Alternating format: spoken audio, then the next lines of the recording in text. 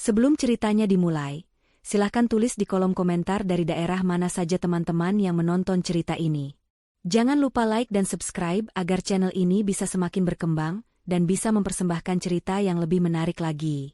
Pagi itu, udara terasa berat dan penuh dengan perpisahan yang tak terucap. Rangga memegang kedua tanganku, tatapannya menyiratkan permohonan maaf yang dalam. Perutku yang membuncit sempurna, rumah bagi calon anak pertama kami, menjadi pusat perhatian di antara kami. Usia kehamilanku sudah memasuki bulan ke-9, hari-hari penantian yang seharusnya terasa mendebarkan kini bercampur dengan sedikit kecemasan karena kepergiannya.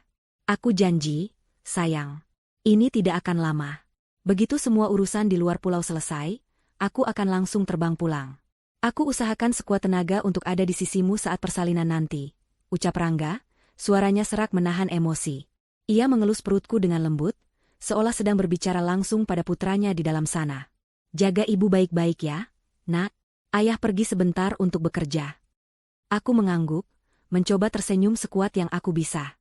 Aku tahu tugas ini penting untuk karirnya, sebuah proyek besar yang tidak bisa ia tinggalkan. Tidak apa-apa, Mas. Aku mengerti. Ada Ibu Sukma dan Mirna yang akan menemaniku. Aku akan baik-baik saja. Mobil kami akhirnya berhenti di depan sebuah rumah yang asri dan terawat.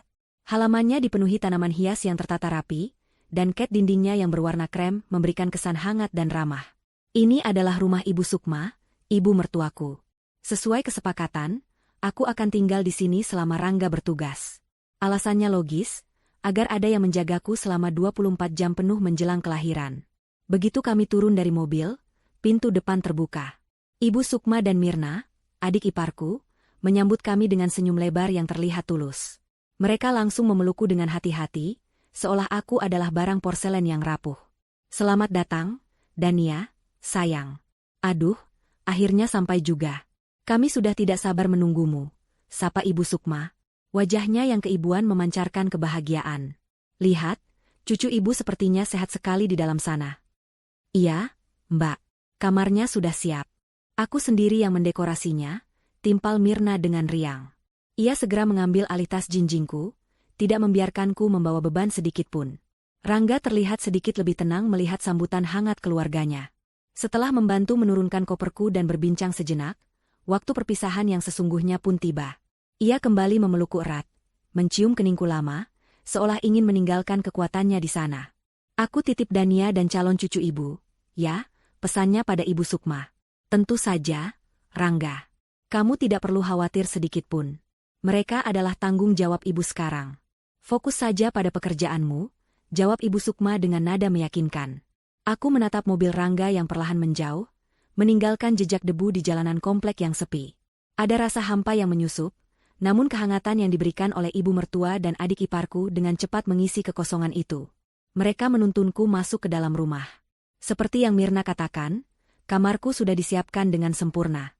Sprei baru, wangi bunga sedap malam dari vas di sudut ruangan, dan semua perlengkapan bayi yang sudah tertata rapi di lemari kecil. Semuanya terasa begitu penuh perhatian. Hari pertama terasa seperti mimpi. Aku benar-benar diperlakukan seperti seorang ratu. Ibu Sukma memasak semua makanan kesukaanku, hidangan-hidangan sehat yang katanya baik untuk janin. Ia bahkan membuatkan jamu dan ramuan herbal yang resepnya turun-temurun, memastikan aku mendapatkan nutrisi terbaik. Mirna tidak kalah perhatian. Ia membantuku berjalan-jalan santai di taman belakang, memijat kakiku yang mulai bengkak, dan menemaniku mengobrol berjam-jam agar aku tidak merasa kesepian. Mbak Dania harus banyak istirahat. Jangan pikirkan apa-apa. Serahkan saja semuanya pada kami, kata Mirna sambil menyuapkan potongan buah apel ke mulutku sore itu. Aku merasa sangat terharu dan bersyukur. Di tengah kesedihanku karena jauh dari Rangga, aku mendapatkan keluarga kedua yang begitu luar biasa. Aku menceritakan semua perlakuan baik mereka pada Rangga saat ia menelepon malam harinya. Suara suamiku terdengar lega di seberang sana. Syukurlah kalau begitu. Aku jadi tenang meninggalkanmu. Ibuku memang orang yang paling baik, katanya. Malam itu, setelah makan malam, Ibu Sukma datang ke kamarku membawa secangkir teh hangat yang mengeluarkan aroma rempah yang menenangkan. Ini teh khusus, Dania, untuk membuat tidurmu lebih nyenyak dan bayinya juga tenang di dalam. Resep dari nenek ibu, jelasnya sambil meletakkan cangkir itu di meja samping tempat tidurku. Terima kasih banyak, Bu. Ibu dan Mirna baik sekali, aku jadi merepotkan, ucapku tulus. Sama sekali tidak. Menjaga menantu dan cucu adalah kebahagiaan bagi ibu. Sudah, lekas diminum selagi hangat, lalu istirahatlah, katanya sambil tersenyum, lalu mengelus kepalaku sebelum meninggalkan kamar. Aku meminum teh itu perlahan. Rasanya sedikit aneh di lidah. Ada pahit yang tertinggal di antara rasa manis gula batu, tapi aroma rempahnya memang membuat tubuhku terasa rileks. Aku merebahkan diri di ranjang yang empuk, merasakan kantuk yang datang begitu cepat. Aku mengelus perutku, membisikkan ucapan selamat malam pada calon buah hatiku. Biasanya, ia akan merespons dengan tendangan-tendangan kecil yang aktif, seolah ikut menjawab sapaanku. Namun malam ini, setelah aku meminum teh itu, responsnya terasa berbeda. Aku menunggunya bergerak, menepuk-nepuk perutku pelan untuk memancingnya. Ada gerakan, tetapi sangat lemah, seperti sebuah geliatan malas yang hampir tak terasa. Aku mencoba berpikir positif. Mungkin ia hanya sedang tidur sangat nyenyak, karena efek teh penenang yang baru saja kuminum. Aku pun memejamkan mata, membiarkan tubuhku yang lelah terlelap dalam tidur yang dalam, menepis perasaan ganjil yang mulai menyelinap tipis di sudut hatiku. Pagi menjelang dengan sinar matahari yang menerobos masuk melalui celah gorden. Aku terbangun dengan perasaan sedikit pening, sisa dari tidur yang terlalu lelap semalam. Hal pertama yang kulakukan, seperti biasa, adalah menyapa bayiku. Aku meletakkan kedua tangan di atas perutku, menunggu sapaan paginya yang biasa berupa serangkaian gerakan aktif. Namun, yang kurasakan hanyalah keheningan. Perutku terasa tenang, terlalu tenang. Kepanikan mulai merayap di dadaku. Aku mencoba mengubah posisi tidur, miring ke kiri lalu ke kanan, sebuah trik yang biasanya berhasil membuatnya bergerak. Setelah beberapa menit yang terasa seperti selamanya, akhirnya aku merasakan sebuah tendangan kecil. Hanya satu, dan terasa begitu lemah. Aku menghela napas, mencoba meyakinkan diri bahwa semuanya baik-baik saja. Saat sarapan, aku menceritakan kegelisahanku pada Ibu Sukma. Bu, sepertinya semalam bayinya tidak seaktif biasanya. Apa mungkin karena teh herbal itu? Tanyaku dengan hati-hati, tidak ingin menyinggung perasaannya. Ibu Sukma tertawa kecil, tawa renyah yang terdengar menenangkan. Justru itu tandanya teh ibu manjur. Sayang, artinya bayinya tenang, tidak stres di dalam perut. Itu bagus sekali untuk pertumbuhannya. Kamu tidak perlu khawatir, jawabnya sambil meletakkan semangkuk bubur sumsum di hadapanku. Penjelasannya terdengar masuk akal, dan aku pun kembali merasa tenang. Namun, ketenangan itu tidak bertahan lama. Selama 4 hari berikutnya, pola yang sama terus berulang.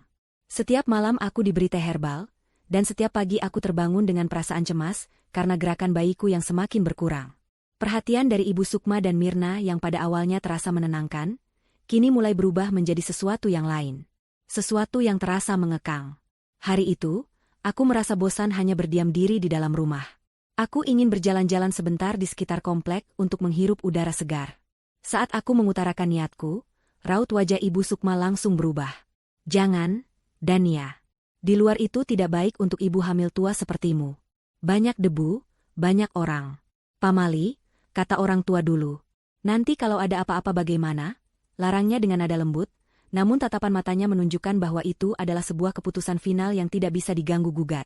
Aku mencoba berargumen bahwa dokter justru menyarankanku untuk tetap aktif berjalan kaki. Tapi Ibu Sukma dengan tegas menolaknya. Dokter tidak tahu tradisi. Ibu lebih tahu apa yang terbaik untuk cucu ibu, katanya. Aku terdiam, tak bisa membantah lagi. Sejak saat itu, aku tidak diizinkan lagi untuk melangkah keluar dari pagar rumah. Keanehan tidak berhenti di situ. Ponselku, satu-satunya penghubungku dengan dunia luar dan terutama dengan Rangga, tiba-tiba rusak. Siang itu, Mirna sedang membantuku mengambil minum. Ia tersandung kakinya sendiri dan gelas yang dibawanya tumpah. Airnya mengguyur ponselku yang tergeletak di atas meja. Semuanya terjadi begitu cepat. Mirna panik dan meminta maaf berkali-kali dengan wajah penuh penyesalan. Aku mencoba menenangkannya, mengatakan bahwa itu hanya kecelakaan. Tapi di dalam hati, aku merasa sangat terpukul. Ponsel itu mati total dan tidak bisa dinyalakan kembali. Nanti kita pinjam ponsel ibu saja kalau mau telepon Mas Rangga. Mbak, maafkan aku ya, ucap Mirna dengan mata berkaca-kaca. Aku terpaksa mengiyakan. Tapi setiap kali aku ingin menelepon Rangga menggunakan ponsel Ibu Sukma, selalu ada alasan. Entah baterainya habis, pulsanya tidak ada, atau sinyalnya sedang jelek. Aku merasa semakin terisolasi. Aku seperti berada di dalam sebuah sangkar emas yang indah. Diberi makan, dirawat, dimanjakan, Tetapi semua kebebasanku direnggut satu persatu. Kontrol mereka juga merambah ke hal-hal yang paling pribadi. Aku tidak lagi diizinkan menyiapkan makananku sendiri, bahkan sekadar membuat segelas susu.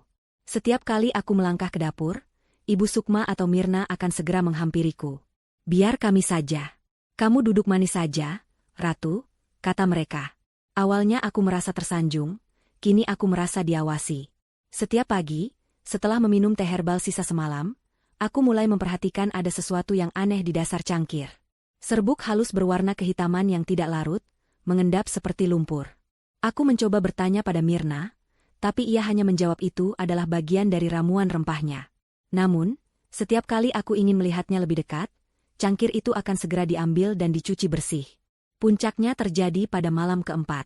Aku tidak bisa tidur. Perasaanku sungguh tidak enak. Aku memutuskan untuk pergi ke dapur mengambil air putih. Rumah sudah gelap dan sunyi. Saat aku berjalan melewati ruang keluarga, aku mendengar suara bisik-bisik dari arah taman belakang. Itu suara Ibu Sukma dan Mirna. Aku berhenti, menahan napas, dan mencoba menguping dari balik tirai jendela. Cahaya bulan yang remang-remang menyinari siluet mereka yang sedang duduk di kursi taman. Percakapan mereka terdengar lirih. Namun ada beberapa kata yang berhasil kutangkap dengan jelas, dan membuat darahku seakan berhenti mengalir. "Semuanya harus siap sebelum malam Kliwon tiba," bisik Ibu Sukma. "Bagaimana kalau Mas Rangga pulang lebih cepat, Bu?" tanya Mirna, suaranya terdengar cemas. "Dia tidak akan pulang. Proyeknya akan Ibu pastikan berjalan lebih lama. Yang penting, kita harus berhasil kali ini. Kita tidak boleh gagal lagi seperti dulu. Seluruh kekayaannya tidak boleh lari ke cucu pertama itu. Semuanya harus kembali kepada kita," jawab Ibu Sukma dengan nada dingin dan penuh keyakinan.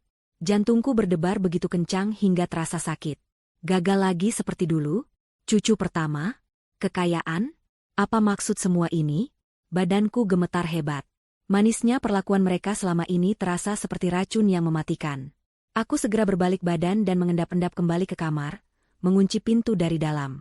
Aku duduk di tepi ranjang, memeluk perutku erat-erat. Rasa takut yang luar biasa mencekiku. Aku tidak sedang dirawat. Aku sedang dijebak. Malam itu aku tidak tidur sama sekali. Setiap suara di dalam rumah, entah itu derit kayu atau desau angin di luar, membuatku tersentak. Aku berbaring kaku di tempat tidur, memeluk perutku seolah itu adalah satu-satunya benteng pertahanan yang kumiliki. Kata-kata yang kudengar dari taman belakang terus berputar di kepalaku seperti kaset rusak. Malam Kliwon. Gagal lagi seperti dulu. Kekayaannya tidak boleh lari ke cucu pertama. Semua kepingan teka-teki yang sebelumnya tak berarti kini, menyatu membentuk sebuah gambaran yang mengerikan. Perhatian mereka yang berlebihan bukan lagi sebuah kebaikan, melainkan sebuah metode pengawasan. Makanan dan minuman yang selalu mereka siapkan bukan lagi bentuk kasih sayang, melainkan cara untuk mengontrol apa yang masuk ke dalam tubuhku dan bayiku. Teh herbal dengan serbuk hitam misterius itu, aku yakin, adalah bagian utama dari rencana mereka. Teh itu yang membuat bayiku lemah, yang membuatku tertidur begitu lelap, hingga tak menyadari apapun. Ponselku yang rusak bukan kecelakaan, melainkan cara untuk memutus komunikasiku, untuk mengisolasiku sepenuhnya. Pikiranku melayang pada istri pertama Rangga. Aku tidak pernah mengenalnya, karena ia meninggal dunia akibat pendarahan hebat setelah mengalami keguguran beberapa tahun sebelum aku bertemu Rangga. Rangga jarang membicarakannya, luka itu terlalu dalam baginya. Semua orang mengatakan itu adalah takdir yang malang. Tapi sekarang, ucapan Ibu Sukma, gagal lagi seperti dulu, menggema di telingaku. Jangan-jangan, keguguran itu bukanlah sebuah kecelakaan. Jangan-jangan, itu adalah sebuah kegagalan dari rencana mereka. Pikiran itu begitu mengerikan hingga membuatku mual.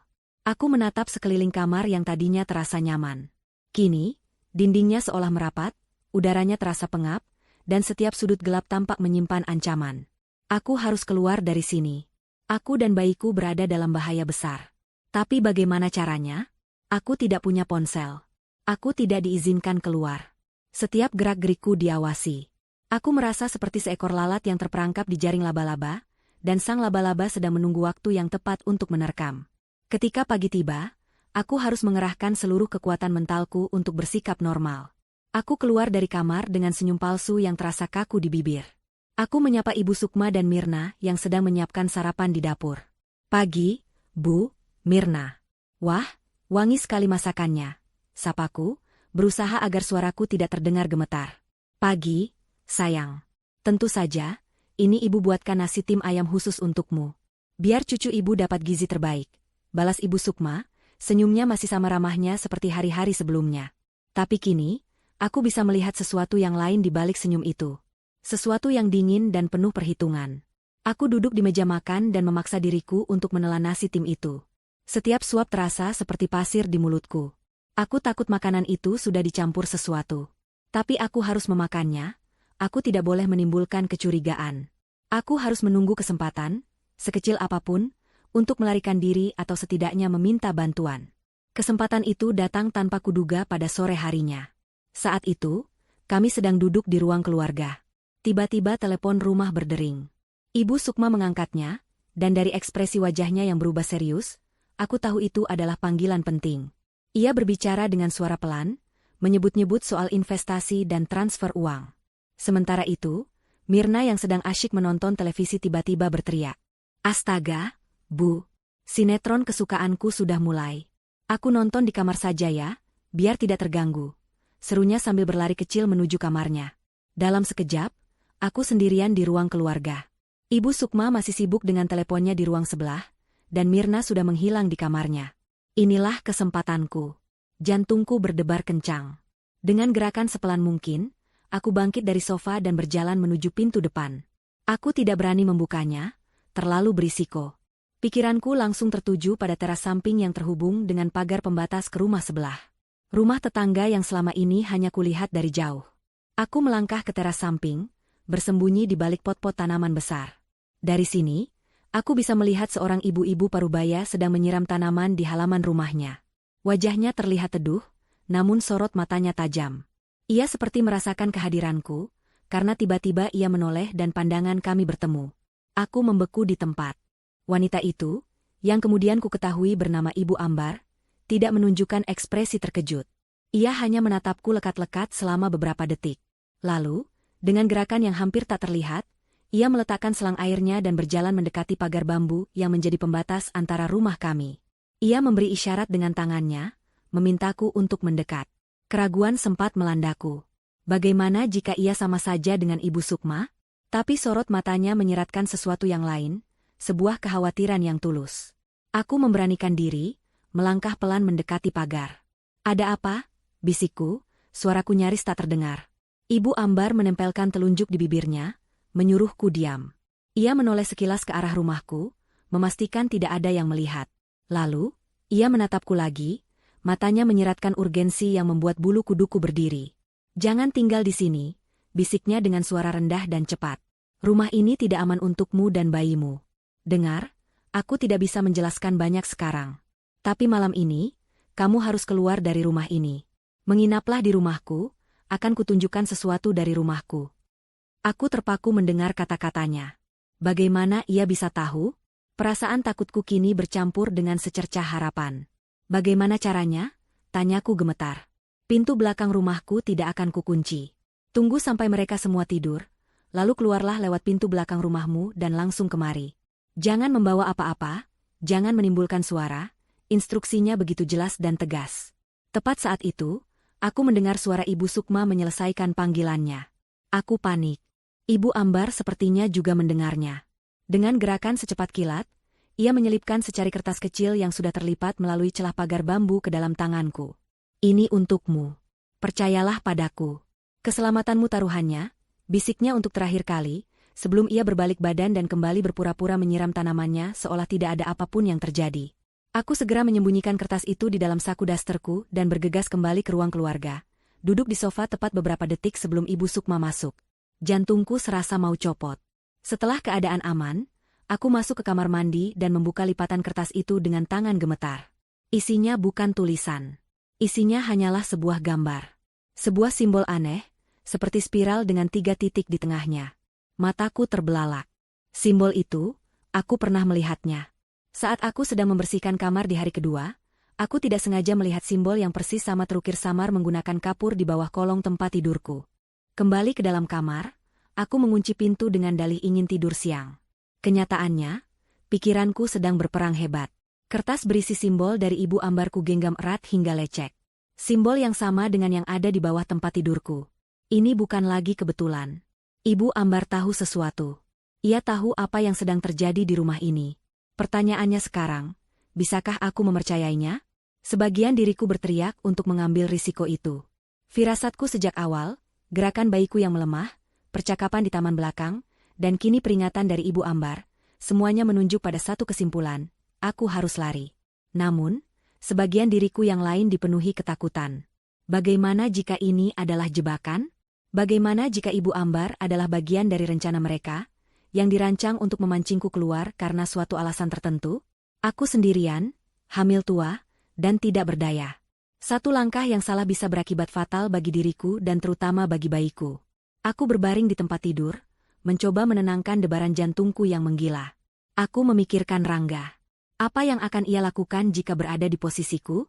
Ia pasti akan menyuruhku untuk berjuang, untuk melindungi anak kami dengan cara apapun. Wajahnya yang penuh cinta terbayang di benakku, memberiku kekuatan. Aku tidak bisa hanya diam dan pasrah menunggu takdir buruk menimpaku di malam Kliwon nanti. Aku harus bertindak. Aku harus mempercayai Ibu Ambar. Itu adalah satu-satunya kesempatanku. Keputusan sudah dibuat. Kini aku harus merencanakan pelarianku dengan sangat hati-hati. Aku melihat jam di dinding. Masih ada beberapa jam sebelum malam tiba. Aku mulai menyusun rencana dalam kepalaku. Sesuai pesan Ibu Ambar, aku tidak boleh membawa banyak barang. Tapi aku tidak mungkin pergi dengan tangan kosong. Aku membuka lemari, mengambil sebuah tas kain kecil. Dengan gerakan sepelan mungkin agar tidak menimbulkan suara, aku memasukkan dompetku, beberapa helai pakaian bayi yang paling penting, dan buku kesehatan ibu dan anak. Benda-benda itu adalah identitasku dan bukti kehamilanku. Aku juga menyembunyikan sebotol air mineral di dalam tas. Aku tidak tahu apa yang akan terjadi selanjutnya, aku harus bersiap untuk kemungkinan terburuk. Setelah semua siap, tas itu kusembunyikan di bawah tempat tidur, di tempat yang mudah kujangkau. Waktu berjalan begitu lambat, setiap detiknya terasa menyiksa. Saat makan malam, aku kembali harus memasang topeng. Aku makan dengan pelan, memuji masakan Ibu Sukma, bahkan tertawa kecil saat Mirna menceritakan lelucon garing. Aku harus terlihat normal, tenang, dan tidak mencurigakan. Di dalam, perutku melilit bukan hanya karena makanan yang kutelan, tetapi juga karena ketegangan yang luar biasa. Malam itu, seperti biasa, Ibu Sukma masuk ke kamarku membawa secangkir teh herbal. Kali ini, aku sudah siap. Saat ia menyerahkan cangkir itu, aku berpura-pura tersedak batuk. Maaf, Bu. Tenggorokanku tiba-tiba gatal, kataku. Saat ia berbalik badan untuk mengambilkanku air putih, dengan cepat aku membuang sebagian besar isi teh itu ke dalam pot tanaman hias di sudut kamar. Aku hanya menyisakan sedikit di dasar cangkir. Ketika ia kembali, aku meminum sisa teh itu di hadapannya hingga habis. Terima kasih, Bu, ucapku. Sama-sama. Lekaslah tidur, katanya sambil mengambil cangkir kosong itu dan pergi. Aku harus tetap terjaga malam ini. Aku tidak boleh terpengaruh oleh obat tidur apapun yang mungkin ada di dalam teh itu. Aku merebahkan diri di tempat tidur, tapi mataku terbuka lebar menatap langit-langit yang gelap. Aku menunggu. Menunggu rumah ini senyap. 1 jam berlalu. Aku masih bisa mendengar suara televisi dari ruang keluarga. Lalu, aku mendengar suara Mirna mengucapkan selamat malam, disusul suara langkah kakinya menuju kamar. Setengah jam kemudian, suara televisi dimatikan. Aku mendengar langkah kaki Ibu Sukma, suara pintu kamarnya ditutup, dan terakhir, suara kunci diputar. Hening. Tapi aku belum berani bergerak. Aku menunggu 1 jam lagi, memastikan mereka benar-benar sudah terlelap. Jantungku berdentum-dentum di rongga dada, bunyinya terdengar begitu keras di telingaku sendiri. Inilah saatnya. Dengan gerakan yang terasa kaku, aku turun dari tempat tidur. Aku meraih tas kain dari bawah ranjang dan menyampirkannya di bahu. Aku tidak memakai alas kaki agar tidak menimbulkan suara. Perlahan, aku memutar kenop pintu kamarku. Bunyi, klik, pelan yang dihasilkannya terdengar seperti ledakan di tengah kesunyian. Aku menahan napas, menunggu, tapi tidak ada suara apapun dari luar. Aman. Aku melangkah keluar kamar. Ruang tengah yang gelap terasa begitu asing dan menyeramkan.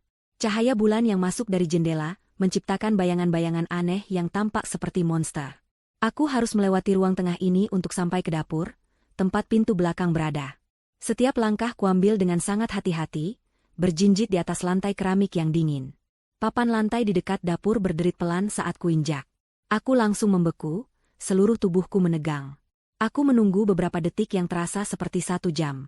Hening. Aku melanjutkan perjalananku. Akhirnya, aku sampai di pintu belakang. Tanganku gemetar hebat saat mencoba membuka kuncinya. Kunci slot yang karatan mengeluarkan bunyi decitan yang memilukan. Aku kembali berhenti, berdoa dalam hati agar tidak ada yang terbangun. Setelah berhasil membukanya, aku menarik pintu itu dengan sangat pelan. Udara malam yang dingin langsung menerpa wajahku, membangunkanku dari mimpi buruk di dalam rumah. Aku berhasil keluar. Kini, aku harus berlari secepat yang aku bisa menuju rumah Ibu Ambar. Halaman belakang terasa gelap dan menyeramkan. Aku berjalan cepat, tertatih-tatih karena bebanku yang berat. Rumah Ibu Ambar hanya berjarak beberapa meter.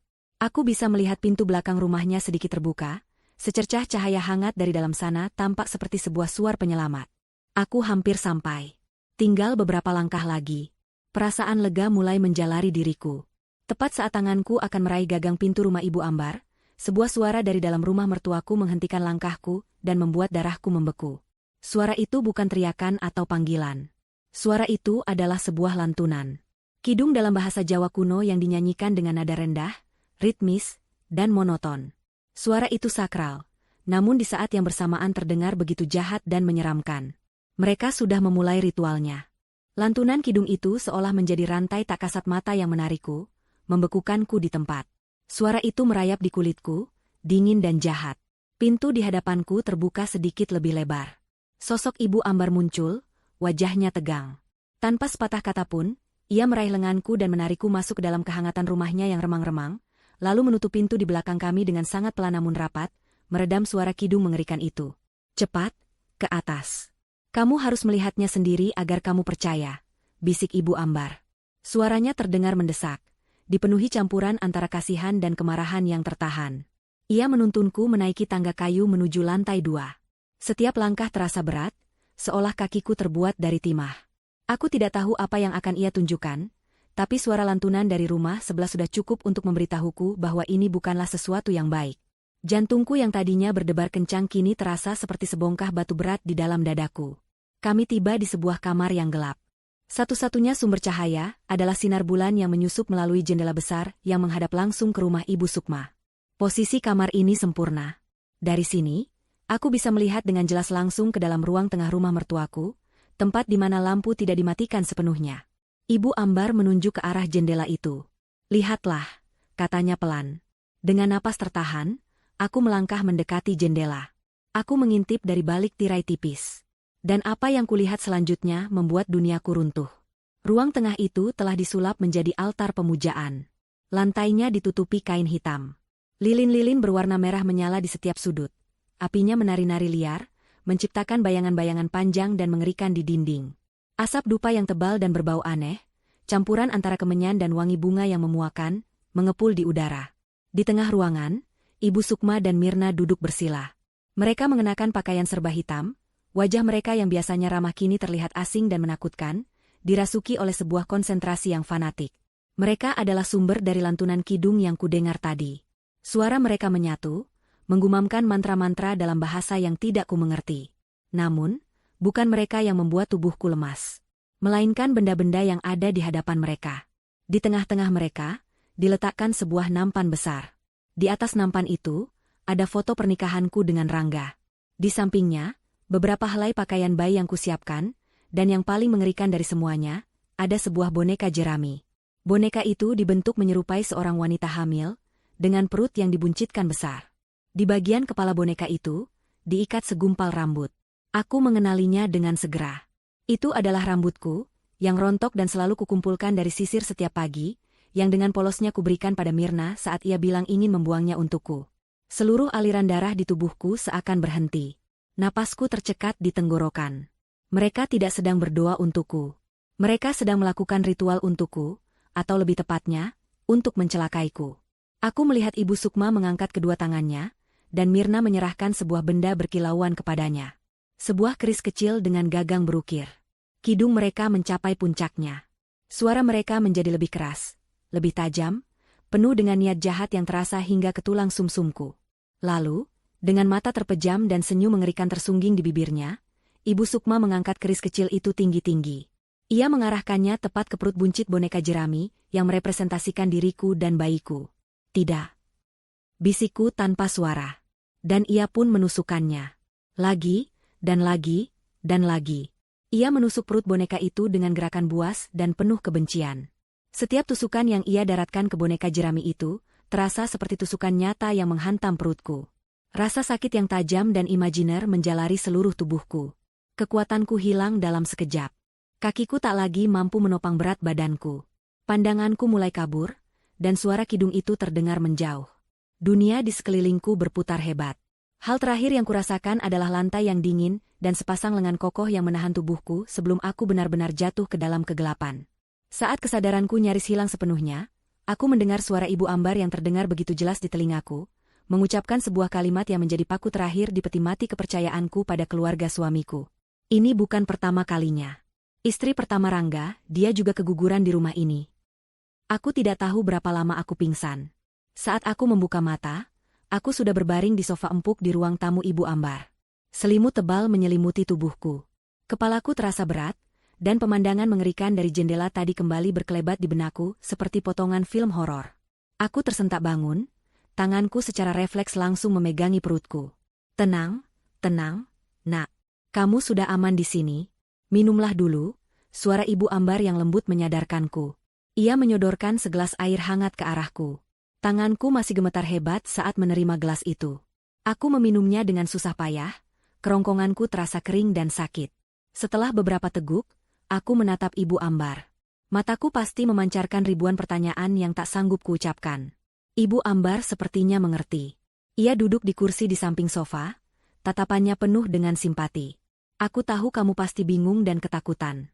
Aku akan menceritakan semua yang aku tahu, katanya. Ia menarik napas panjang, seolah sedang mengumpulkan kekuatan untuk membongkar sebuah rahasia kelam yang sudah lama ia simpan. Keluarga Sukma, tetanggaku itu, tidak seperti kelihatannya. Di luar mereka terlihat terpandang dan baik hati, tapi di dalam, mereka busuk. Semuanya berpusat pada obsesi Sukma terhadap harta dan kemakmuran. Sejak dulu, lanjutnya, Sukma selalu percaya pada hal-hal mistis. Ia percaya bahwa garis keturunan keluarganya memiliki semacam wahyu, kekayaan. Dan ia sangat paranoid bahwa wahyu itu bisa dicuri atau pindah ke orang lain. Terutama, ia percaya bahwa cucu pertama dari anak laki-laki satu-satunya, Rangga, akan menyedot semua keberuntungan dan kekayaan keluarga untuk dirinya sendiri. Aku mendengarkan dengan napas tertahan. Penjelasan itu begitu tidak masuk akal, begitu gila, tapi entah kenapa sangat cocok dengan apa yang kulihat dengan mata kepalaku sendiri. Beberapa tahun yang lalu, saat Rangga masih menikah dengan istri pertamanya, Alisa. Alisa adalah gadis yang baik, sama sepertimu. Saat ia hamil besar dan tinggal di rumah itu, aku sudah merasakan ada yang tidak beres. Sukma terlihat sangat manis, tapi matanya selalu mengawasi Alisa dengan tatapan aneh. Aku sering mencium bau dupa dan kemenyan aneh dari rumah mereka pada malam tengah malam tertentu. Ibu Ambar berhenti sejenak, matanya menerawang ke masa lalu. Lalu suatu malam, ambulans datang. Mereka bilang Alisa mengalami pendarahan hebat dan keguguran. Semua orang bersimpati, mengatakan itu adalah musibah. Tapi aku melihat wajah Sukma malam itu. Di wajahnya tidak ada kesedihan. Yang ada hanyalah kelegaan yang ganjil, dan sedikit kekecewaan. Seolah rencananya tidak berjalan sesuai harapan. Sejak saat itu, aku tahu. Aku tahu mereka telah melakukan sesuatu pada Alisa dan bayinya. Air mataku mulai mengalir tanpa bisa kutahan. Jadi Alisa, nasib malang yang menimpanya bukanlah takdir. Kenapa ibu tidak melapor? Tanyaku dengan suara parau. Ibu Ambar menatapku dengan tatapan sedih. Apa buktinya? Nak, aku hanya seorang tetangga dengan kecurigaan. Aku tidak melihat apa-apa secara langsung. Jika aku melapor, aku hanya akan dianggap gila atau pengadu domba. Mereka akan dengan mudah menyangkal semuanya. Aku tidak punya kekuatan untuk melawan mereka saat itu. Tapi kali ini berbeda. Lanjutnya, suaranya kini terdengar lebih tegas. Saat aku melihatmu datang, dengan perut sebesar itu, aku tahu mereka akan mengulanginya lagi. Aku sudah mengawasi rumah itu setiap hari.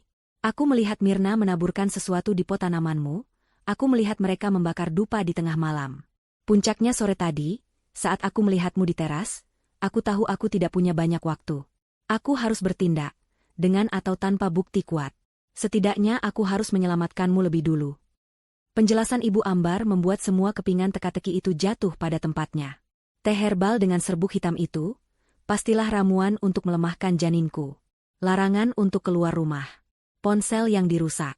Semuanya adalah bagian dari rencana mereka untuk memuluskan ritual pesugihan mereka di malam Kliwon ini. Mereka ingin mengorbankan cucu mereka sendiri demi sebuah kepercayaan sesat tentang kekayaan. Rasa takutku kini bercampur dengan amarah yang meluap-luap. Aku menghabiskan sisa malam itu di sofa Ibu Ambar. Aku tidak bisa tidur. Setiap kali aku mencoba memejamkan mata, bayangan Ibu Sukma yang menusuk boneka jerami itu kembali muncul. Aku terus-menerus mengelus perutku, berdoa tanpa henti agar bayiku baik-baik saja, agar ia kuat. Ibu Ambar dengan sabar menemaniku sepanjang malam, membuatkanku susu hangat dan memastikan aku merasa aman. Menjelang pagi, saat rasa lelah dan teror hampir menguasaiku sepenuhnya, sebuah suara dering ponsel memecah keheningan. Itu adalah ponsel Ibu Ambar yang diletakkan di atas meja. Ibu Ambar melihat ke layar, lalu menatapku dengan ekspresi aneh. "Ini dari ibumu," katanya. "Maksudnya, Ibu Sukma." Ia pasti menelepon ke nomor darurat Rangga yang mungkin disimpan oleh Ibu Sukma, yang kebetulan adalah nomor Ibu Ambar. Aku mengangguk, menyuruhnya menjawab. Ibu Ambar menekan tombol jawab dan mengaktifkan mode pengeras suara. Dan kemudian, suara yang semalam melantunkan kidung kematian, kini terdengar begitu lembut dan penuh kekhawatiran palsu dari seberang sana. "Halo, Rangga? Oh, ini bukan Rangga ya? Maaf, saya Sukma, ibunya. Saya sedang mencoba menghubungi menantu saya, Dania. Apa dia ada di sana? Dari semalam dia tidak ada di kamarnya. Kami sekeluarga khawatir sekali, takut dia kenapa-kenapa. Sayang, Dania, kamu di mana? Nak, ibu khawatir sekali." Kepura-puraan dalam suara itu begitu menjijikan hingga membuat perutku mual. Wanita iblis itu kini sedang memainkan perannya sebagai ibu mertua yang cemas. Aku hanya bisa menatap nanar ke arah ponsel. Mulutku terkunci rapat oleh amarah dan kengerian. Suara Ibu Sukma yang penuh kepalsuan itu menggema di ruangan yang sunyi, bahkan setelah Ibu Ambar mematikan teleponnya. Untuk sesaat, aku hanya bisa duduk membeku, cengkeramanku pada selimut mengencang. Rasa takut yang sejak semalam melumpuhkanku perlahan surut, digantikan oleh sesuatu yang lain. Sesuatu yang panas, membara, dan memberikan kekuatan. Amarah. Amarah pada wanita yang tega merencanakan kejahatan pada cucunya sendiri. Amarah pada kelicikan mereka yang bersembunyi di balik topeng kebaikan. Amarah karena mereka telah merenggut ketenangan hari-hari terakhir kehamilanku dan mengubahnya menjadi neraka. Amarah karena mereka mungkin telah melakukan hal yang sama pada Alisa, wanita malang yang tidak pernah punya kesempatan untuk membela diri. Aku tidak akan menjadi seperti Alisa. Aku tidak akan membiarkan mereka menang. Aku akan berjuang. Demi diriku, demi Rangga, dan yang terpenting, demi bayi yang sedang kutunggu kelahirannya. Aku menatap Ibu Ambar, dan ia seolah bisa melihat perubahan di dalam diriku. Tatapan mata kami bertemu, dan tanpa perlu berkata-kata, kami mencapai pemahaman yang sama. Tidak ada jalan untuk lari dan bersembunyi. Ini harus dihentikan, di sini, dan sekarang juga. Aku harus menelepon polisi, kataku. Suaraku yang keluar tidak lagi gemetar, melainkan dingin dan mantap. Tekadku sudah bulat. Ibu Ambar mengangguk setuju. Itu keputusan yang tepat, Nak. Tapi kita harus melakukannya dengan benar. Kita harus memikirkan apa yang akan kamu katakan. Mereka akan sulit percaya jika kamu hanya bercerita tentang ritual. Kami duduk bersama, merencanakan kata-kata yang akan kuucapkan. Ibu Ambar, dengan pengalamannya yang lebih luas, memberiku nasihat yang sangat berharga. Ia menyuruhku untuk fokus pada fakta-fakta kriminal yang bisa dicerna oleh logika polisi. Penyebutan ritual dan pesugihan bisa menjadi bumerang, membuatku terdengar tidak stabil secara emosional. Katakan pada mereka bahwa kamu sedang hamil tua dan dititipkan di rumah mertuamu. Ibu Ambar memulai. Katakan bahwa selama di sana kamu merasa disekap, tidak diizinkan keluar. Katakan bahwa mereka memberimu minuman aneh setiap malam yang membuatmu dan janinmu lemah. Katakan bahwa kamu berhasil melarikan diri ke rumah tetangga, karena merasa nyawamu terancam. Aku akan menjadi saksimu. Aku menyerap setiap kata-katanya. Iya benar. Aku harus menyajikan fakta yang tak terbantahkan. Ritual mengerikan yang kulihat akan menjadi bukti dari niat jahat mereka, sebuah motif gila di balik percobaan kejahatan yang mereka lakukan.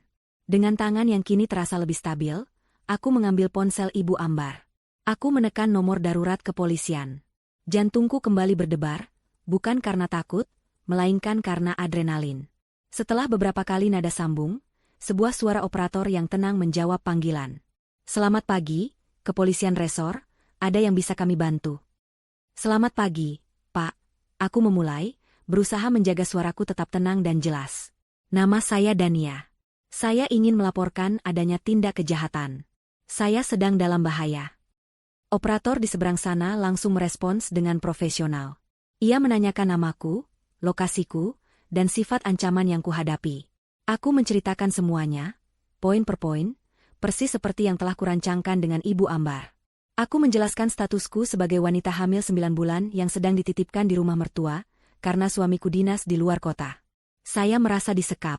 Pak, saya tidak diizinkan keluar rumah. Selama 4 hari saya dipaksa meminum ramuan yang saya curigai mengandung obat yang berbahaya. Karena sejak meminumnya, gerakan janin saya sangat melemah. Jelasku. Tadi malam, saya berhasil melarikan diri ke rumah tetangga saya, Ibu Ambar. Dari rumahnya, saya melihat dengan mata kepala sendiri, ibu mertua saya, Ibu Sukma, dan adik ipar saya, Mirna, sedang melakukan sesuatu yang sangat mengancam keselamatan saya dan bayi saya. Sesuatu seperti apa, Bu? Tanya operator itu, nadanya mulai terdengar lebih serius. Mereka melakukan sebuah ritual menggunakan foto, pakaian, dan boneka yang dibuat menyerupai saya. Mereka berniat mencelakai saya dan janin saya. Saya mohon, Pak, tolong kirim patroli ke sini. Bukti-buktinya pasti masih ada di dalam rumah. Aku memohon, membiarkan sedikit urgensi masuk ke dalam suaraku. Tetangga saya, Ibu Ambar, bersedia menjadi saksi atas semua keanehan yang terjadi di rumah itu. Aku memberikan alamat lengkap rumah Ibu Sukma, dan juga alamat rumah Ibu Ambar tempatku berlindung.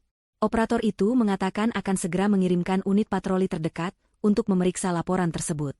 Setelah panggilan berakhir, aku merasa sedikit lega, namun ketegangan yang sesungguhnya baru saja dimulai. Sekarang yang bisa kami lakukan hanyalah menunggu. Aku dan Ibu Ambar duduk di dekat jendela, mengintip ke arah jalanan dengan cemas. Bagaimana jika polisi datang terlambat? Bagaimana jika Ibu Sukma dan Mirna sudah membersihkan semuanya? Bagaimana jika polisi tidak mempercayaiku? Ribuan kemungkinan buruk berkelebat di kepalaku. Tanganku tak henti-hentinya mengelus perut, seolah sedang meyakinkan putraku bahwa semuanya akan baik-baik saja, bahwa pertolongan sedang dalam perjalanan. Di tengah penantian yang menyiksa itu, sebuah getaran singkat terasa dari ponsel Ibu Ambar yang kupegang. Sebuah pesan masuk. Jantungku mencelos saat melihat nama pengirimnya di layar. Mas Rangga. Dengan tangan gemetar, aku membuka pesan itu. Isinya singkat, ceria, dan penuh dengan cinta yang polos. Sebuah pesan dari dunia normal yang terasa begitu jauh dari neraka yang sedang kuhadapi. Landing sebentar lagi, sayang. Nggak sabar ketemu kamu dan jagoan kita. Aku langsung ke rumah ibu ya. I love you. Air mataku langsung tumpah. Rangga akan segera pulang. Ia akan pulang ke sebuah pemandangan yang tak pernah ia bayangkan. Ia akan pulang dan menemukan bahwa ibu dan adik yang sangat ia hormati adalah monster berhati iblis. Aku menangis tanpa suara. Bukan hanya karena takut, tapi juga karena patah hati untuk suamiku, untuk keluarga kami yang akan hancur lebur oleh pengkhianatan yang paling keji ini. Tidak lama setelah pesan dari Rangga masuk, deru sirene yang samar-samar terdengar dari kejauhan mulai mendekat. Suara itu adalah musik termerdu yang pernah kudengar. Sebuah mobil patroli polisi akhirnya berbelok ke jalan komplek kami yang sepi, dan berhenti tepat di depan rumah Ibu Sukma. 2 orang petugas polisi berseragam turun dari mobil, langkah mereka tegap dan penuh wibawa. Aku dan Ibu Ambar mengamati semuanya dari balik tirai jendela, jantung kami berdebar kencang seirama. Ini adalah momen kebenaran. Salah satu petugas berjalan menuju gerbang dan menekannya. Beberapa saat kemudian, pintu depan terbuka. Sosok Ibu Sukma muncul. Dari kejauhan pun, aku bisa melihat aktingnya yang luar biasa. Begitu melihat polisi, ia langsung memasang ekspresi kaget yang diikuti dengan wajah cemas dan panik. Ia menempelkan kedua tangan di pipinya, seolah baru saja mengalami tragedi. Kami tidak bisa mendengar percakapannya, tapi kami bisa melihat gestur tubuhnya yang meyakinkan. Ia menunjuk-nunjuk ke sekeliling, menggelengkan kepalanya dengan sedih, sesekali mengusap matanya seolah sedang menangis.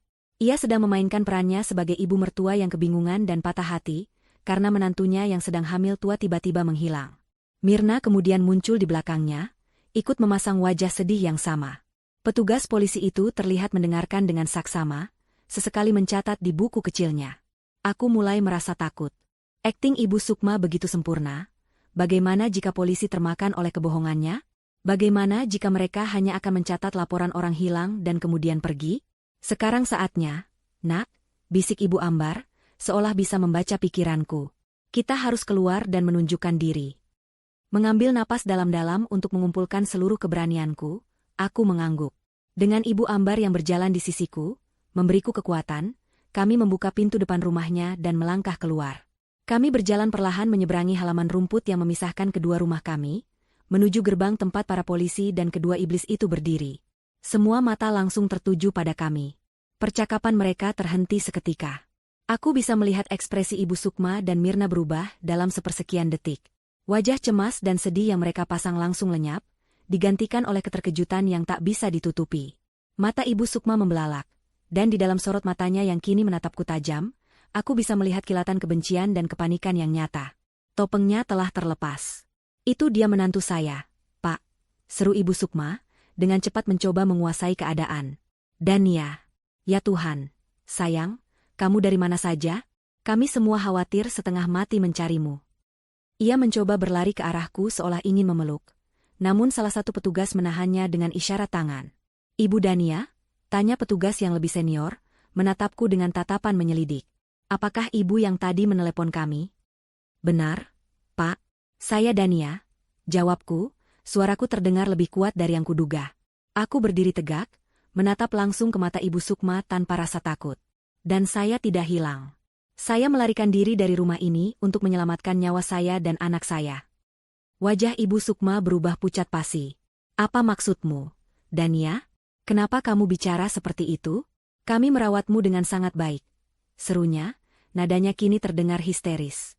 Bolehkah kami masuk untuk memeriksa keadaan di dalam rumah, Bu Sukma? Tanya petugas itu dengan nada sopan namun tegas, kini sepenuhnya mengabaikan sandiwara ibu mertuaku. Ibu Sukma tidak punya pilihan lain selain mempersilakan mereka masuk. Aku dan Ibu Ambar mengikuti dari belakang. Begitu melangkah masuk ke dalam rumah, aku bisa mencium sisa-sisa bau dupa yang coba mereka hilangkan dengan pengharum ruangan. Ruang tengah terlihat sudah dirapikan, namun aura dingin dan mencekam dari ritual semalam masih terasa pekat di udara. Ibu Dania, bisa tunjukkan pada kami di mana bukti-bukti yang Anda sebutkan di telepon tadi? Tanya petugas itu. Dengan jantung yang berdebar, aku menunjuk ke arah ruang tengah. Semalam, di ruangan ini, mereka melakukan ritual, Pak. Menggunakan foto saya, pakaian bayi, dan boneka. Itu tidak benar. Dia mengigau, Pak. Mungkin stres karena hamil, sanggah Mirna dengan cepat. Petugas polisi itu tidak menggubrisnya. Ia dan rekannya mulai memeriksa ruangan dengan teliti. Awalnya mereka tidak menemukan apa-apa. Aku mulai panik. Jangan-jangan mereka sudah membuang semuanya. Tapi kemudian, salah satu petugas melihat kejanggalan pada karpet tebal yang menutupi sebagian besar lantai. Ia berjongkok dan mengangkat ujung karpet itu. Dan di sanalah buktinya. Goresan-goresan kapur di atas lantai kayu, membentuk sebuah simbol spiral aneh yang belum sempat mereka hapus bersih. Simbol yang sama dengan yang ada di bawah tempat tidurku, dan di kertas dari Ibu Ambar. Bisa jelaskan ini apa, Bu Sukma? Tanya petugas itu dengan dingin. Ibu Sukma dan Mirna terdiam, wajah mereka kehabisan darah. Perhatian petugas itu kemudian tertuju pada sebuah lemari kayu antik di sudut ruangan.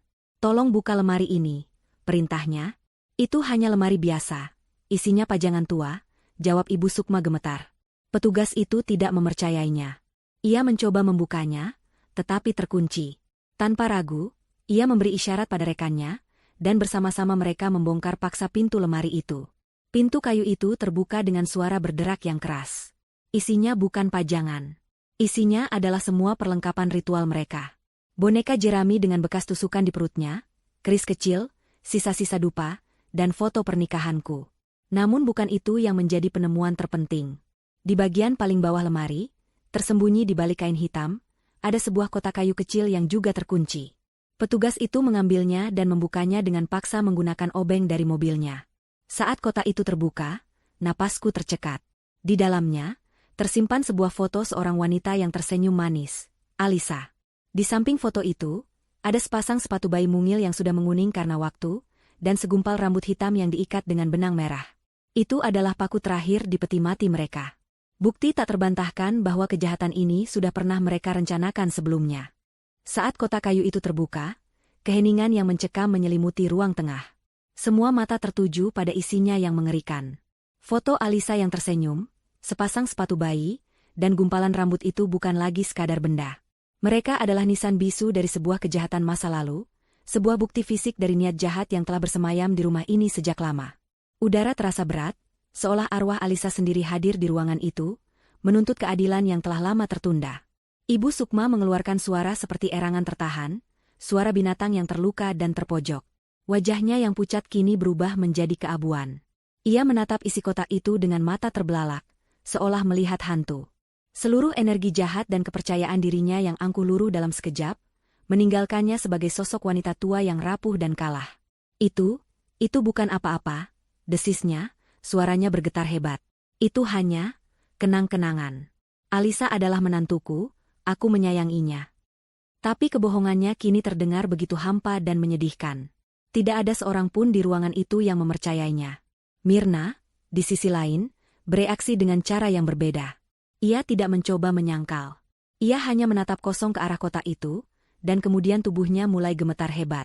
Ia mundur selangkah, lalu 2 langkah, menjauh dari ibunya seolah wanita itu adalah sumber wabah penyakit. "Cukup, Bu," bisik Mirna, suaranya nyaris tak terdengar. "Sudah cukup." Petugas polisi yang senior itu dengan hati-hati menutup kembali kotak kayu itu. Ia menatap Ibu Sukma dan Mirna dengan tatapan dingin yang tak menyisakan ruang untuk belas kasihan. "Ibu Sukma dan Anda, Nona Mirna, Anda kami tahan untuk dimintai keterangan lebih lanjut atas dugaan percobaan pembunuhan berencana dan pengancaman," katanya dengan nada formal yang tegas. "Anda berhak untuk diam. Apapun yang Anda katakan bisa dan akan digunakan untuk melawan Anda di pengadilan." Kata-kata itu, kalimat standar yang sering terdengar di film-film, kini menjadi kenyataan yang menghantam mereka dengan kekuatan penuh. Rekan petugas itu mengeluarkan 2 pasang borgol. Saat itulah, Ibu Sukma seakan tersadar dari kelumpuhannya. Sesuatu di dalam dirinya patah.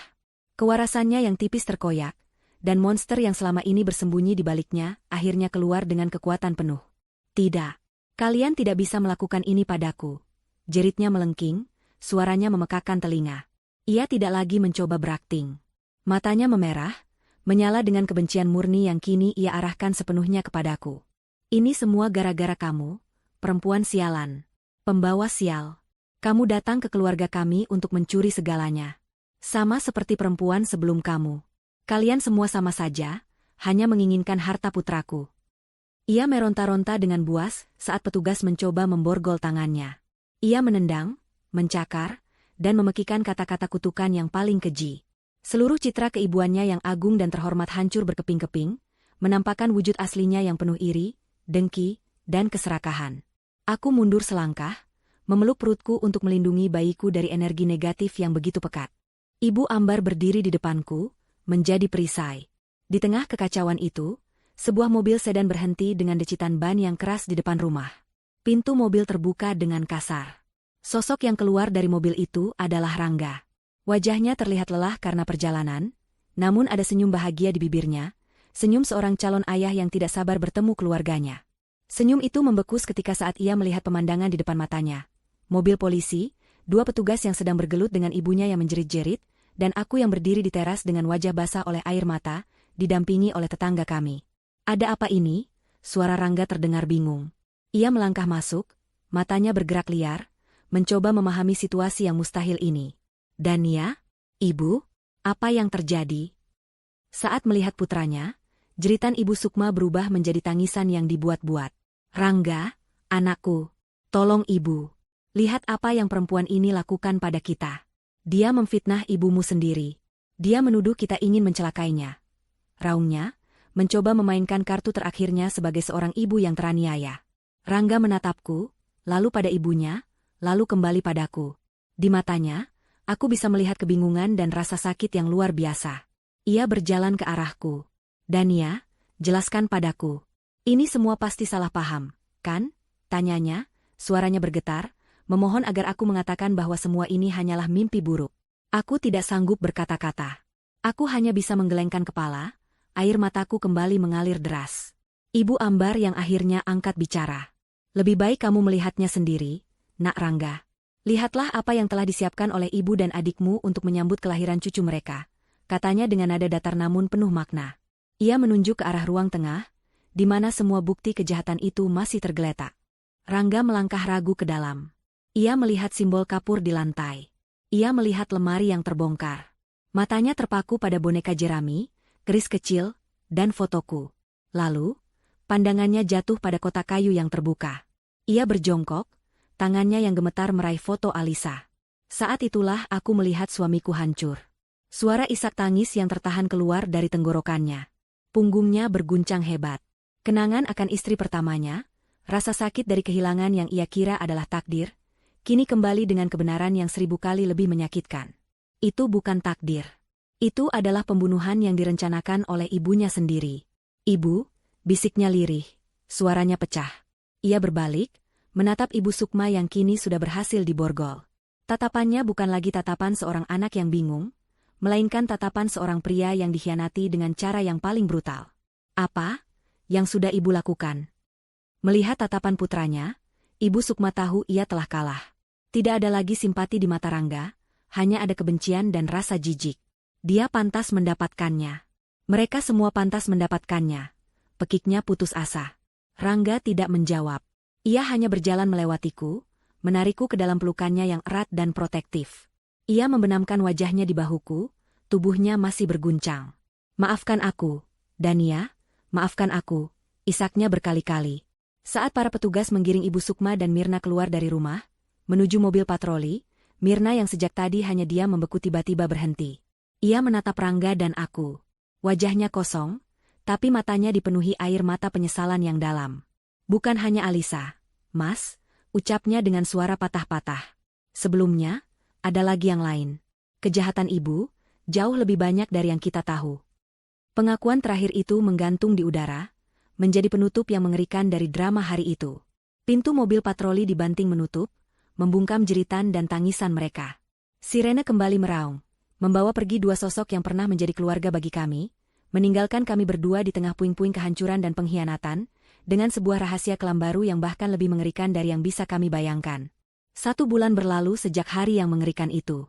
Waktu berjalan lambat, setiap harinya diisi dengan proses hukum yang menguras emosi dan pemberitaan media yang tak henti-hentinya. Rumah Ibu Sukma telah disegel dengan garis polisi, menjadi monumen bisu dari kejahatan yang tersembunyi di baliknya. Kami pindah ke sebuah rumah kontrakan kecil yang sederhana, berusaha menata kembali hidup kami dari nol, jauh dari kenangan buruk yang menghantui setiap sudut kota itu. Rangga adalah pilar kekuatanku. Ia menemaniku melewati setiap mimpi buruk, setiap serangan panik, dan setiap pemeriksaan di kantor polisi. Aku melihatnya berjuang melawan rasa sakit dan pengkhianatan yang merobek-robek jiwanya. Ia harus menerima kenyataan bahwa ibu yang ia puja adalah seorang pembunuh berdarah dingin dan adik yang ia sayangi adalah kaki tangannya. Ia memutuskan hubungan dengan seluruh keluarga besarnya, yang ternyata sebagian besar tahu atau setidaknya menaruh curiga pada kelakuan Ibu Sukma namun, memilih untuk diam demi menjaga nama baik keluarga. Di tengah badai itu, ikatan kami justru menjadi semakin kuat, ditempa oleh kesedihan dan dipererat oleh janji untuk saling melindungi. Ibu Ambar menjadi malaikat pelindung kami. Ia tidak pernah absen mengunjungi kami, membawakan makanan, atau sekadar duduk menemaniku saat Rangga harus mengurus berkas-berkas di kejaksaan. Ia menjadi sosok ibu yang sesungguhnya bagiku, memberikan kehangatan dan nasihat tanpa pamrih. Hingga akhirnya, hari yang kunantikan pun tiba. Di sebuah malam yang diwarnai hujan deras, kontraksiku dimulai. Dengan ditemani Rangga yang tak pernah melepas genggaman tanganku, aku berjuang selama berjam-jam. Dan saat fajar pertama menyingsing, diiringi tangisan pertama yang membelah keheningan ruang persalinan, putra kami lahir ke dunia. Ia sehat, kuat, dan sempurna. Saat perawat meletakkannya di dadaku, aku menangis. Bukan tangis kesedihan, melainkan tangis kelegaan, kebahagiaan, dan kemenangan. Kami berhasil. Kami telah melewati badai tergelap, dan kini kami memegang pelangi kami. Kehadiran putra kami, yang kami beri nama Arka, yang berarti cahaya pelindung, menjadi titik balik bagi kami. Ia adalah fajar harapan kami yang baru. Sementara kami belajar menjadi orang tua baru, proses persidangan Ibu Sukma dan Mirna terus berjalan dan menjadi sorotan nasional. Pengakuan Mirna membuka kotak Pandora yang berisi kejahatan-kejahatan lain yang jauh lebih kelam. Terungkap bahwa sebelum Alisa, ada korban lain. Seorang rekan bisnis ayah Rangga yang meninggal dalam kecelakaan setelah menolak bekerja sama. Ibu Sukma adalah dalang di baliknya, menggunakan racun yang sama liciknya dengan ritual yang ia siapkan untukku. Kesaksian dari beberapa mantan asisten rumah tangga, yang selama ini takut untuk bicara, semakin memberatkan posisi mereka. Mereka menceritakan bagaimana Ibu Sukma selalu terobsesi dengan kekayaan, dan tidak segan menyingkirkan siapapun yang ia anggap sebagai ancaman. Puncaknya adalah saat Mirna memberikan kesaksian penuh di pengadilan. Dengan berlinang air mata, ia menceritakan bagaimana ia dicuci otak dan dimanipulasi oleh ibunya sejak kecil. Diajarkan untuk percaya bahwa kekayaan adalah segalanya dan bahwa dunia di luar sana ingin merampasnya dari mereka. Ia mengakui perannya dalam merusak ponselku, memberikan teh herbal, dan membantu menyiapkan ritual. Pengakuannya yang jujur dan penuh penyesalan mungkin sedikit meringankan hukumannya, tetapi tidak dengan ibunya. Ibu Sukma tidak pernah menunjukkan penyesalan. Hingga akhir, ia terus menyalahkanku, menyalahkan Alisa, menyalahkan dunia atas nasibnya. Ia berteriak dan mengutuk di ruang sidang, menunjukkan pada semua orang betapa busuk hatinya. Akhirnya, hari putusan pun tiba. Palu hakim diketuk dengan keras, mengakhiri semuanya. Mirna divonis 20 tahun penjara atas keterlibatannya. Sedangkan Ibu Sukma, atas rangkaian kejahatan pembunuhan berencana dan percobaan pembunuhan, divonis hukuman penjara seumur hidup. Karma telah datang menagih utangnya. Keserakahannya yang tak terbatas telah membawanya ke dalam kurungan abadi, kehilangan semua yang pernah ia miliki, kebebasan, kehormatan, dan yang terpenting, putra satu-satunya. Keadilan terasa begitu manis dan memuaskan. Beberapa tahun kemudian, kami sudah pindah ke kota lain, memulai lembaran hidup yang benar-benar baru di sebuah rumah kecil dengan taman yang indah. Rangga menemukan pekerjaan baru yang ia sukai, dan aku menikmati peranku sebagai seorang ibu. Arka tumbuh menjadi anak laki-laki yang ceria, pintar, dan penuh tawa. Ia adalah matahari di alam semesta kami. Ibu Ambar, yang kami panggil Nenek Ambar, sering datang berkunjung, menjadi bagian tak terpisahkan dari keluarga kecil kami. Sore itu, aku dan Rangga sedang duduk di teras belakang, memperhatikan Arka yang sedang asyik mengejar kupu-kupu di halaman rumput. Sinar matahari keemasan menerpa wajahnya yang mungil, menciptakan pemandangan yang begitu damai dan sempurna. Rangga merangkul bahuku. Lihat dia. Dia begitu bahagia, bisiknya. Karena dia hanya dikelilingi oleh cinta. Jawabku sambil menyandarkan kepalaku di bahunya. Kita berhasil, Mas. Kita melindunginya. Ia mencium puncak kepalaku. Bukan. Kamu yang berhasil. Kamu adalah wanita terkuat yang pernah aku kenal, Dania. Kamu adalah pahlawannya. Aku menatap putra kami, lalu menatap suamiku. Luka dari masa lalu mungkin tidak akan pernah hilang sepenuhnya. Ia akan selalu menjadi bagian dari cerita kami. Tapi luka itu tidak lagi terasa sakit. Ia telah berubah menjadi pengingat akan kekuatan cinta, keberanian, dan harapan. Kami telah berjalan melewati lembah kematian dan menemukan surga kami sendiri di sini, di tempat sederhana ini, di dalam kehangatan keluarga kecil kami. Aku tersenyum, senyum yang tulus dari lubuk hatiku. Fajar kami telah tiba, dan hari-hari di depan kami terbentang cerah dan penuh dengan cahaya. 10 tahun kemudian. Pagi di hari Minggu terasa hangat dan penuh dengan aroma manis dari kue coklat yang baru saja matang. Di taman belakang sebuah rumah yang asri, tawa riang seorang anak laki-laki memecah keheningan. Arka, dengan mata berbinar dan energi yang tak ada habisnya, sedang berlari-larian mengejar bola yang dilemparkan oleh ayahnya. Di usianya yang ke-10, ia tumbuh menjadi anak yang cerdas, percaya diri, dan penuh empati, sama sekali tidak menyadari betapa kelam badai yang pernah mengancam kehadirannya di dunia ini. Dania memperhatikan pemandangan itu dari teras, secangkir teh hangat di tangannya. Ia melihat Rangga, suaminya, yang kini memiliki beberapa uban di pelipisnya, tertawa lepas saat Arka berhasil merebut bola darinya. Tak jauh dari mereka, di bawah naungan pohon mangga yang rindang, duduklah Ibu Ambar. Wajahnya kini dihiasi lebih banyak kerutan, namun sorot matanya masih sama tajam dan penuh kasih. Ia adalah Nenek Ambar, bagi Arka, sosok yang selalu hadir di setiap perayaan ulang tahun dan kelulusan sekolah. Ia adalah keluarga. Sebuah senyum tulus terukir di bibir Dania. Pemandangan ini, kebahagiaan yang sederhana dan nyata ini, adalah kemenangannya. Terkadang, saat malam sunyi, bayangan masa lalu masih sesekali datang menyapa dalam mimpi. Namun, bayangan itu tidak lagi memiliki kekuatan untuk menyakitinya. Ia telah menjadi sebuah bekas luka, sebuah pengingat akan kekuatan yang tidak pernah ia tahu ia miliki. Rangga menghampirinya, meninggalkan Arka yang kini asyik berbincang dengan Nenek Ambar. Ia duduk di samping Dania dan merangkul bahunya. Sedang memikirkan apa? Tanya Rangga lembut. Dania menyandarkan kepalanya di bahu suaminya. Hanya bersyukur. Kita berhasil sampai di sini. Rangga mengangguk, matanya menatap lurus ke arah putra mereka. Kita berhasil. Ada jeda sejenak sebelum ia melanjutkan. Aku pernah menerima surat beberapa tahun yang lalu. Surat dari lembaga pemasyarakatan. Ibu meninggal dunia di dalam penjara. Sendirian. Dania tidak terkejut. Ia hanya menghela napas panjang, melepaskan sisa-sisa beban terakhir dari masa lalu. Tidak ada kebencian di hatinya, hanya kehampaan dan rasa kasihan pada seorang wanita yang membiarkan keserakahannya menelan jiwanya sendiri. Bagaimana dengan Mirna?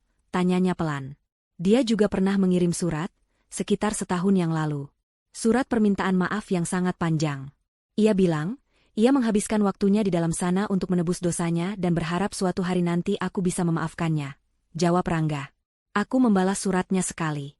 Aku katakan padanya, bahwa aku telah memaafkannya demi kedamaian hatiku sendiri. Tapi, pintu untuk kembali ke keluarga kita sudah tertutup selamanya. Aku harap ia bisa menemukan jalannya sendiri setelah bebas nanti. Keputusan Rangga adalah keputusan mereka berdua. Memaafkan bukan berarti melupakan, dan melindungi kedamaian keluarga kecil mereka adalah prioritas utama. Mereka telah belajar dengan cara yang paling menyakitkan, bahwa beberapa pintu memang harus ditutup dan dikunci untuk selamanya. Selamat ulang tahun, jagoan ayah, seru Rangga, mengalihkan pembicaraan saat Arka berlari menghampiri mereka. Arka melompat ke pangkuan Dania, memeluknya erat. Ibu, kuenya sudah boleh dipotong? Tanyanya dengan tidak sabar. Dania tertawa dan mencium puncak kepala putranya. Tentu, sayang. Ayo kita panggil Nenek Ambar. Mereka berempat berkumpul mengelilingi meja kecil di teras. Di atasnya ada kue coklat dengan 10 lilin warna-warni yang menyala terang. Saat Arka memejamkan mata untuk mengucapkan permohonan sebelum meniup lilin, Dania menatap wajah-wajah orang yang paling ia cintai. Rangga, suaminya yang setia. Arka, cahaya hidupnya. Ibu Ambar, malaikat pelindungnya. Api lilin itu menari-nari, memantulkan cahaya harapan di mata mereka. Saat Arka meniupnya hingga padam dan asap tipis mengepul ke udara, Dania tahu dengan pasti bahwa semua kegelapan telah sirna, terhapus oleh waktu dan cinta yang tak terbatas. Lingkaran setan yang penuh kebencian dan keserakahan telah putus. Di tempatnya, kini telah tumbuh sebuah lingkaran cinta yang kokoh, yang akan selalu mereka jaga dengan segenap jiwa mereka, selamanya.